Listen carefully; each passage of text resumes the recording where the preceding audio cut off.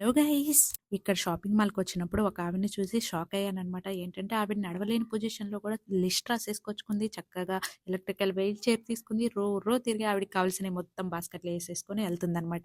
ఇండియాలో ఉన్నప్పుడు మా అవ్వ పనికి పోతుంటే, "అవ్వ ఎందుకు పనికి పోతావు? నీకు నెల నెలా పింఛనొస్తది. కూర్చొని తినొచ్చు కదా!" అనేది. ఒక్కరు సంపాదిస్తున్నప్పుడు 10 మంది కూర్చొని తింటే ఎలా? మనకి ఆరోగ్యం బాగున్నంత వరకు మనం పని చేయాలి. ఫ్యామిలీ గ్రోయింగ్ బావుంటది అని.